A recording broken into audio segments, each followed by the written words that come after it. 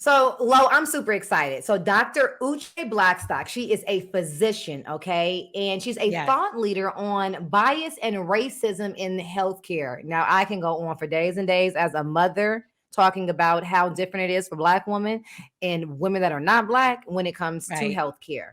So, Dr. Blackstock founded Advancing Health Equity back in 2019 with the goal of partnering with healthcare organizations to dismantle racism in healthcare and to close the gap in racial health inequities. Dr. Blackstock received both her undergraduate and her medical degree from the one and only prestigious Harvard. Hello, Doc. Hey. Hi.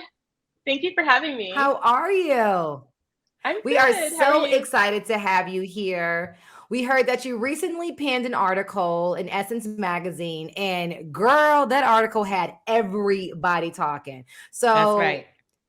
let's talk about it. You had the life that you thought you wanted, all boxes checked, wife, mother, career, all of that. But it wasn't enough. It So wasn't. how No, did this article come about and what made you find the courage to even tell your story? I know that is such a great question. I have to say that it took a lot out of me just to even tell the story, but I just knew that there's so many women out there that could relate because of conversations I had Yeah. even with my own girlfriends about it. And I said, why don't more people talk about this?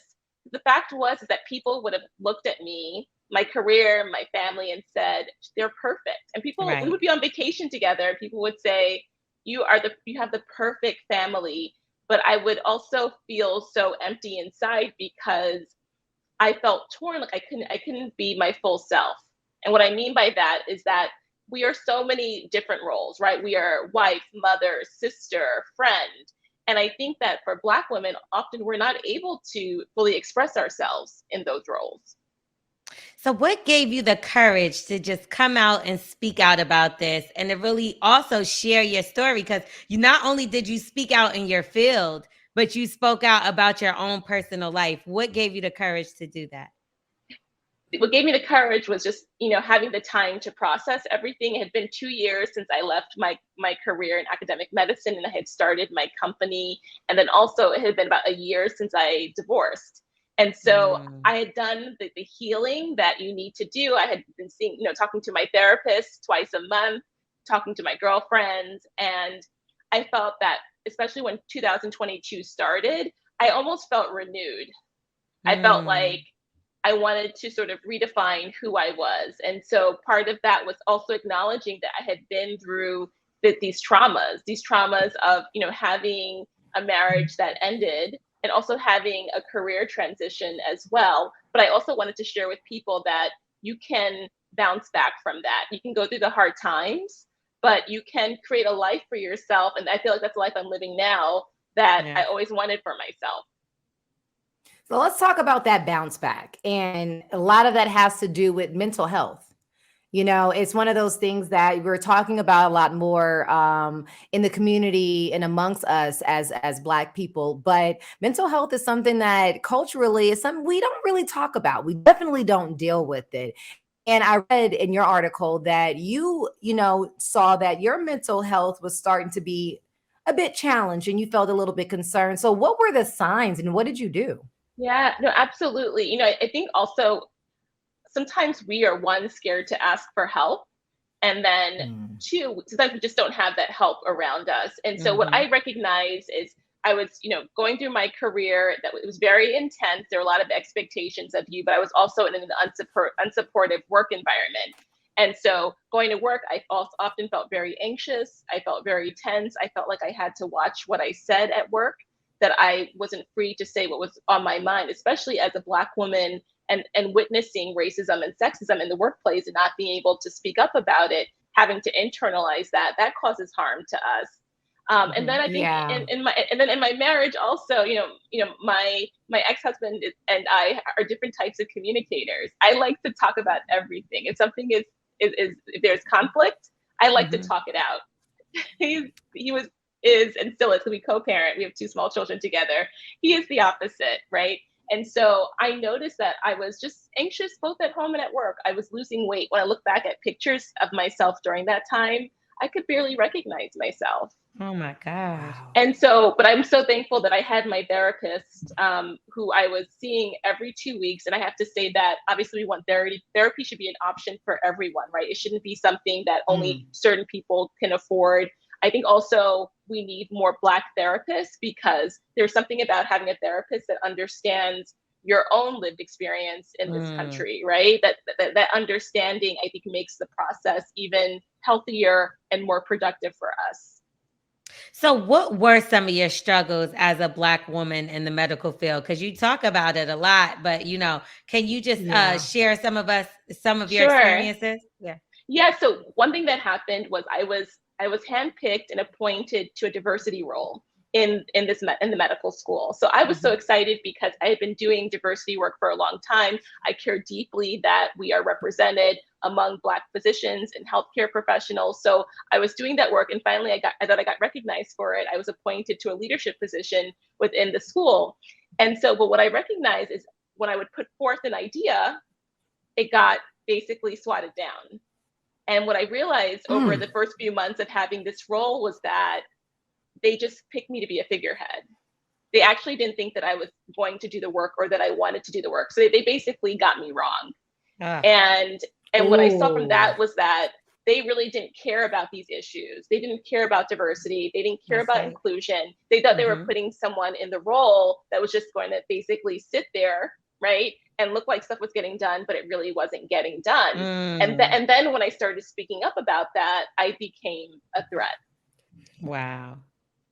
And I think that's something that happens to us in a lot of organizations, not just medical schools, not just academics, but in a lot of different organizations. It's like they bring you in because, they seem, they seem qualified and this and that. But then once you start giving your opinion and sharing your perspective, then you're considered a threat. So did they try to push you out after they seen that you were like, you had these ideas and things of that nature? Yes, exactly. They tried to silence me and muzzle me. And I said, you know what? And especially after I had my kids, I just became so focused because I know it's my job to create a better world for them. And I have to stand up for myself. And so I said to myself, I cannot stay in this environment. This is untenable. And so as I was going through that, sorry, go ahead. No, please continue. No, as I was going through that experience at work, I actually said, you know what, I am really good at doing diversity, equity, inclusion work. I'm going to start my own company. So I said, let me do this as a side hustle. So I started my company while I was still there as a side hustle. Nice. Yes. And so when I ended up leaving, I said, I'm going to leave to focus on my company and grow my company. And that's what I've done over the last 2 years. Wow. And, stepping out on that kind of faith takes a lot of faith. It takes a lot of belief in yourself. So I want to talk about, cutting off what society has to say and what society thinks, especially when you are fortunate to go and be as educated as you are at a university like Harvard and have such a great job and decide to say, you know what, this is not for me. And I'm going to do something that falls more in line with what I'm called to do. What do you say to those people out there in the world that looking at you like you absolutely lazy? You know what I say? I say you have to do it because one, I always say you take a leap of faith, but a leap of faith in yourself, right? If you don't believe in yourself, who else is going to believe in yourself? But I will say that people have looked at me and said, oh, here's this Harvard educated physician. She's having problems at work. She wants to leave her job. And so what I say to that is we all are in environments that put us down, that don't value us and don't appreciate us, right? And so we have to recognize that, but recognize the power that we do have. We have so many gifts to share. But I had gotten to a point when I was at my old job that I actually thought I was stuck. Can you believe that? Like I almost want to cry thinking about that. I thought I was stuck. I thought I didn't have any other options. But that's how workplaces can wear us down like that. And so I always want to remind people that we have to believe so much in ourselves. We have to surround ourselves by friends, loved ones who also believe in us and believe in the passion that we have for whatever it is, whatever the purpose we feel like we have. And so that's what I learned from that. So take a leap of faith in yourself as well. And you walked away from this marriage that you felt like was also another thing that was holding you I back. know. I know that had to be a hard situation to do, but how did you feel Yeah. after it was finally done and y'all were Oh, able to move yeah. forward as co-parenting? I know. I have to say, I felt liberated. I felt liberated because I would say that for us, I think after we had children, the dynamics shifted a bit because I think once the kids come, there is this expectation. I think sometimes for some men that women will do things differently, prioritize things differently.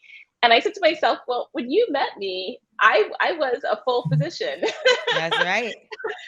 You knew who I was. I was purpose driven. I was passionate. And so, even though we had children, there's still a part of me that wants to be more than a wife and a mother. I still care very much, not just about my career, but what I do with my career, the difference Right. I want to make with my Yeah. career.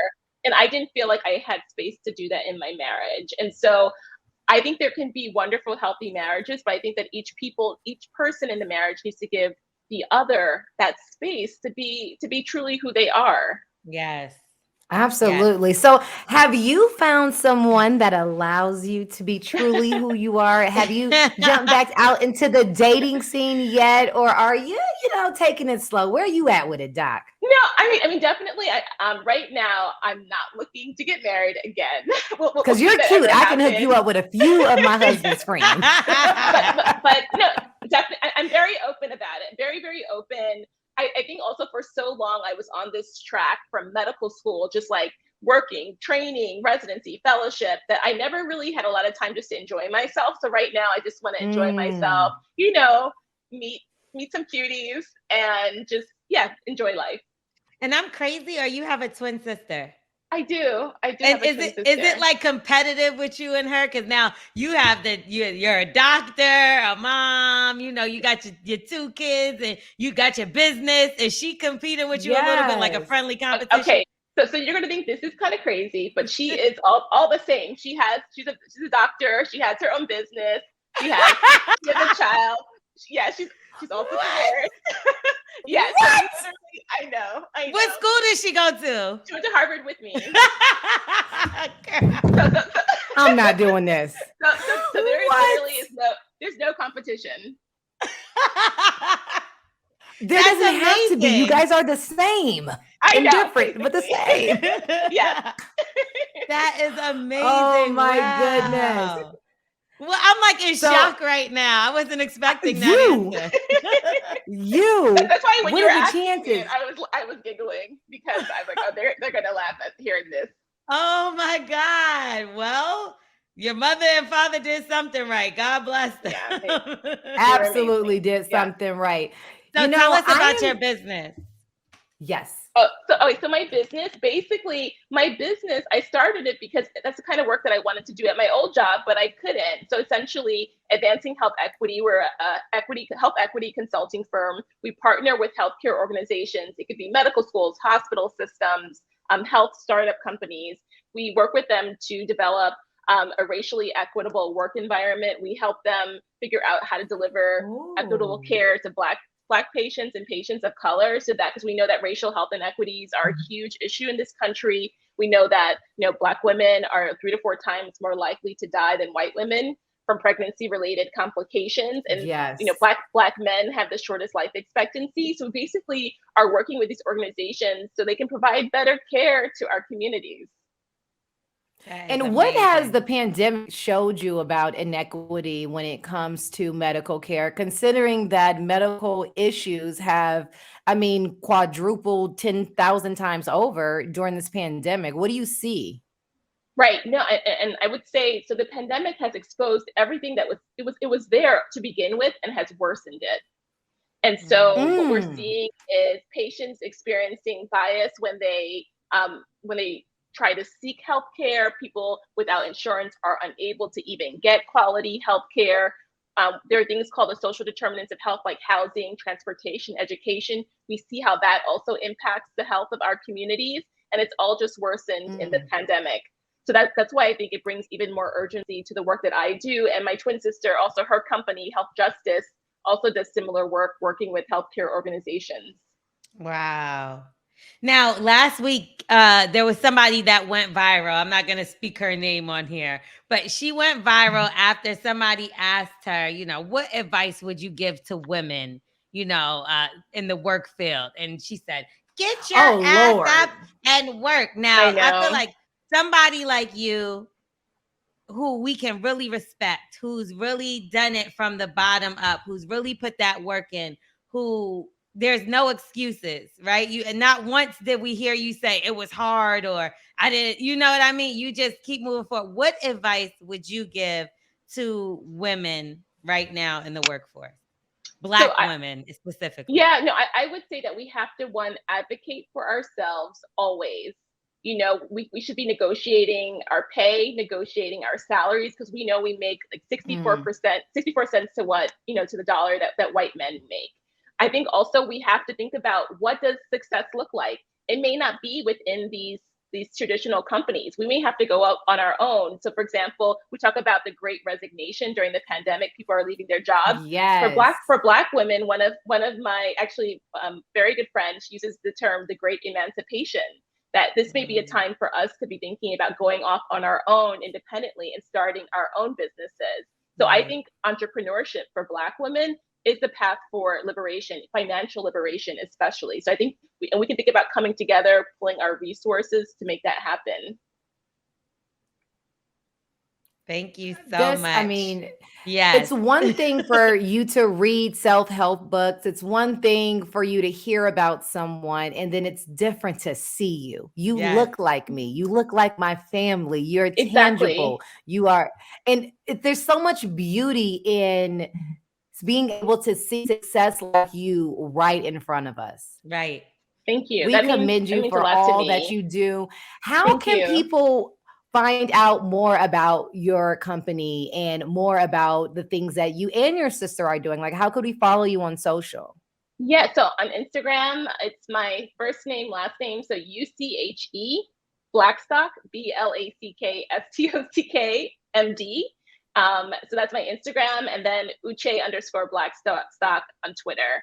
And my company is www.advancinghealthequity.com. We thank you for everything you do. Oh, all your great advice and everything. And your article was amazing. Oh, shout out to Essence. Thank you. How'd you get with Essence? Can I tell you that when I was writing the piece, I said I wanted to be in Essence. Because that's the audience. So you wrote it before you knew where it was getting placed? But I knew it. But this is what happens. So when you start taking that leap of faith in yourself, you just know, and you're in alignment. You know that everything will work out. And so we sent it to them, and literally they're like, "We love it. We want to publish it." They didn't make any changes. Amazing. Oh, we just want to touch the hem of your garment, Doc, because you got something special. That is Black girl magic, baby. Yes. Thank you. Amazing. Thank you so much for coming and stopping by the Undressing Room podcast and getting undressed with us today. We appreciate you, and please, please come back, because this is not the end of our conversations with you, nor is this your last article. No, it's not. No, it's not. Okay, thank you. Okay. Bye. Thank you so much. Bye.